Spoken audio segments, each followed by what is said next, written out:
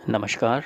कहरवा ताल के ठेके को आपको किस प्रकार रूपक ताल में बदलना है और इस ताल में आपने जितना भी सीखा हुआ है लगी लड़ी रेला वगैरह जो भी उसका पूरा का पूरा फ़ायदा आप रूपक ताल में कैसे उठा सकते हैं, ये मैं आपको थोड़ा विस्तार से बताऊंगा। देखिए, ये कोई बहुत बड़ी बात नहीं है।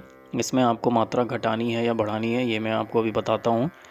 ये उन लोगों के लिए है जिन्हें सिर्फ कहरवा ताल ही बजानी आती है, पर जब गाना किसी दूसरी ताल में बदलता है तो उनको समझ नहीं आता है कि वो क्या करें। तो और दूसरा, अगर आप अपने स्टूडेंट्स को सिखाते हैं तो उनको भी आपको किस तरीके से बताना है वो मैं आपको अभी बताऊंगा। बाकी सबका अपना अलग अलग तरीका होता है, आप अपने तरीके से बताइएगा।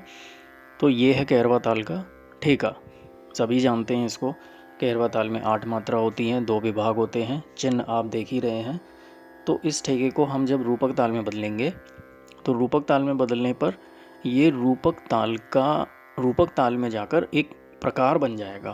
प्योर वो ठेका नहीं बनेगा जो तीन धीना धीना धीना होता है, वो नहीं बनेगा, प्रकार बन जाएगा। कहने का मतलब, कहरवा ताल में आप जो भी चीज़ बजा रहे हैं 8 मात्रा की, तो वो जब आप रूपक ताल में बदलेंगे तो कितनी मात्रा को आपको बढ़ाना है वो उसका वहाँ पर आपको बेनिफिट मिलेगा।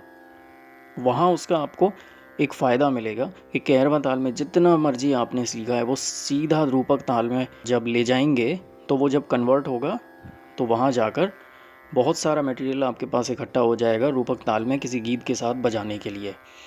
तो अब इसमें क्या करना है, करना ये है कि कहरवा ताल में होती हैं ये 8 मात्रा, गिन लीजिए। 1 2 3 4 5 6 7 8, धा गे नाती ना के दिन ना।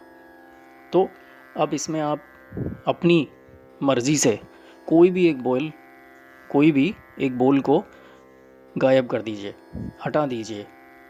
तो मैं इसमें से पसंद करूँगा कौन सा बोल, मैं इसमें से धा गे ना को गायब कर देता हूँ। तो ना मैंने यहाँ से हटा दिया। आप अपनी मर्ज़ी से कोई भी बोल हटा सकते हैं। तो हमने एक ही बोल को क्यों हटाना है, वो हमने सिर्फ इसलिए हटाना है क्योंकि कहरवा ताल जो होती है वो 8 मात्रा की होती है। अब हमें इसे अगर रूपक ताल में बदलना है तो हमें एक मात्रा कम करनी पड़ेगी। तो एक मात्रा जैसे ही हम कम कर देंगे, इसमें से अगर हम एक मात्रा खा गए तो ये क्या बन गया, रूपक ताल में। तो जब हम इसको बजाएंगे, इसी वक्त जब हम इसको बजाएंगे और बोलेंगे भी, तो बोलने और बजाने में तो हमारा काम चल गया। पर जब हम लिखेंगे तो लिखना आपको बिल्कुल शास्त्रीय ढंग से ही है। जो सिस्टम होता है उसमें आपको वही फॉलो करना है। ताली खाली विभाग जो भी चीज़ें हैं वो आप जब कहरवा ताल के इस ठेके को या कोई भी कहरवा ताल की लगी लड़ी को जब आप रूपक ताल में इस तरह से एक मात्रा घटाकर जब आप बदलेंगे तो वो क्या होगा, जो ताली खाली विभाग वो सिस्टम डिस्टर्ब होगा। तो अब वो कहरवा ताल नहीं रहा, अब वो रूपक ताल।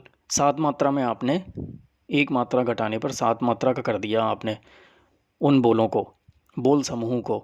तो अब जब आपने उसे 7 मात्रा का कर दिया तो अब आपको उसे रहने के लिए एक जगह देनी है। अब आपको उसे एक जगह देनी पड़ेगी, उन बोलों को जगह देनी है तो वो उसमें, ताकि वो फिट आ पाए तो आपको विभाग तैयार करने हैं रूपक ताल। ये लिखा हुआ है, आप देख लीजिए इस तरीके से आपको। तो जब आप कहरवा ताल के किसी भी बोल को, लगी लड़ी, किसी को भी, रेले को भी, उसको आप अगर रूपक ताल में ले जाएंगे तो आपको ये ध्यान रखना है कि ताली खाली विभाग उसको सिस्टमेटिकली आप उसको अच्छे से सेट कीजिए। तो बस ये बहुत सिंपल है और कोई बहुत बड़ी चीज़ नहीं है ये। तो हमने इसमें क्या सीखा कि एक मात्रा हमने इसमें कम की, तो ये बन गया आपका रूपक ताल का एक प्रकार।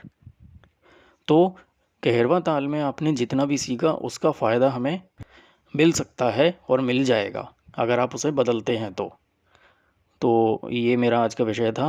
आप ऐसा करके देखिए और अगर आप किसी को बताते हैं तो उसको इसी तरीके से बताइएगा और बाकी आप अपने तरीके से भी बताइए। धन्यवाद। जय हिंद।